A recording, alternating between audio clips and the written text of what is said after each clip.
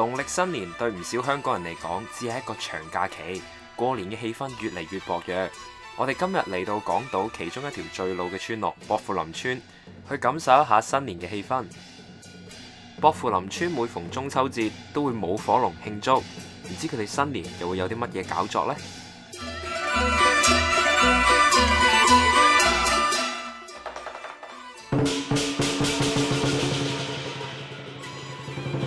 噔噔噔噔，冇錯啦，就係舞獅啦。薄扶林村喺舞獅舞龍之前，作為呢啲大型嘅活動，佢哋首先都會去到村入邊嘅一個叫做李靈仙者塔進行參拜。因為傳說啊，薄扶林村曾經有鬼怪作祟啊，每一晚啊都有啲鬼影啊、怪聲啊出現。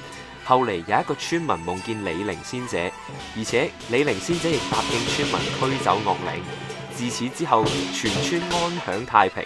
所以每逢大時大節有活動嘅時候，佢哋都必定到塔前參拜，可以講話係村入邊嘅其中一個聖地。而家喺鏡頭前面嘅叫做藍獅，又稱醒獅或者廣東獅，造型比較威猛，舞動嘅時候比較注重功架。藍獅主要係以舞者嘅動作表現出獅子嘅神態，一般係會以兩個人對付一個嘅。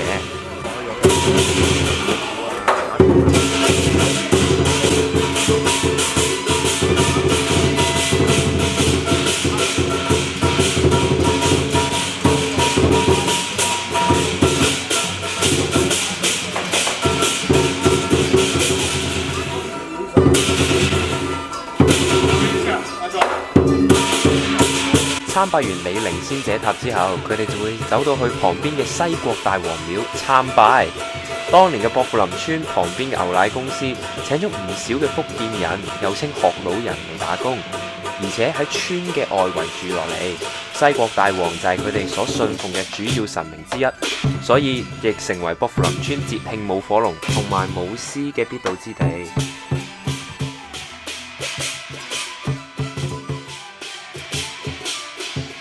頭先我就講過啦，藍獅又稱醒獅或者廣東獅。藍獅嘅獅頭咧，有人話係嚟自年獸嘅造型。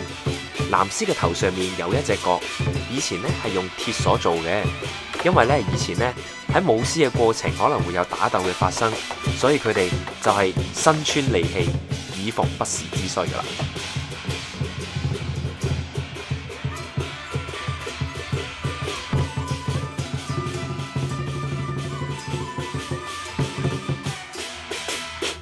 舞獅呢一項表演啊，係嚟自東漢時代，公元1世紀開始，直到去到明朝同清朝，喺嗰陣呢，就有好多唔同嘅武館啦，就扮成獅子喺鑼鼓嘅音樂下，做出唔同嘅獅子嘅動作。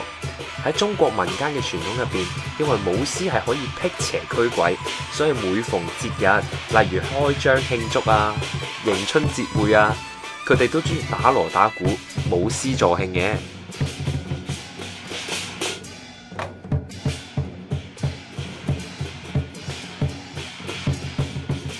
唉，我喺呢一度啊，恭祝大家啊新年快樂，恭喜發財啊，利是逗來啊！多謝各位，多謝各位。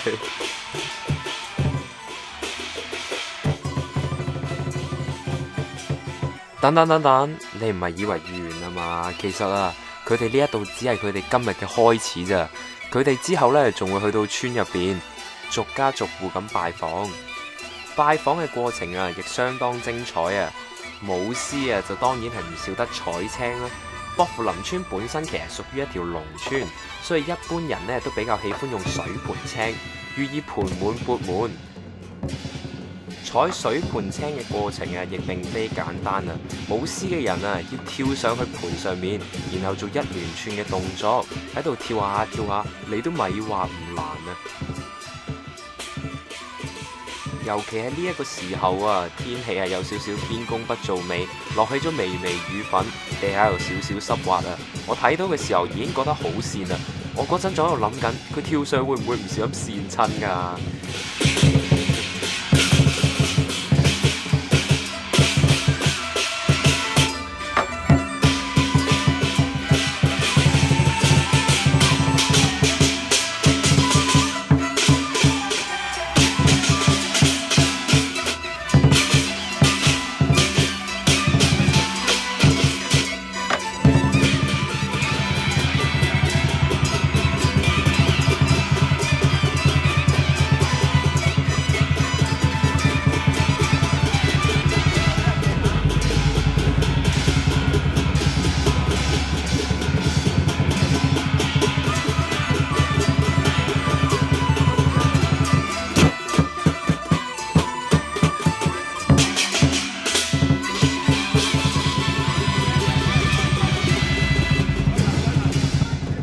個菜頭啊，象徵好意頭。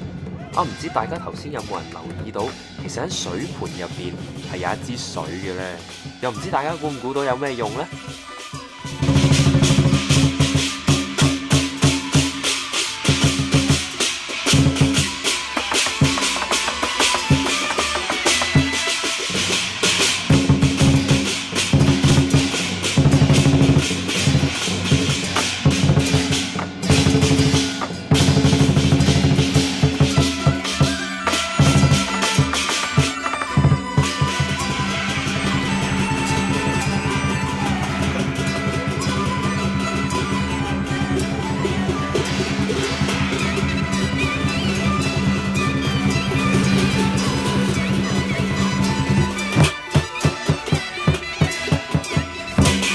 哇！獅子哥哥，你噴到成塊面濕晒啦，大佬。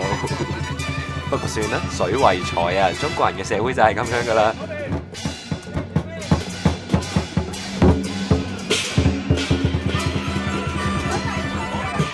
採完水盤青之後，佢哋就去到隔離嗰度採第二條青啦。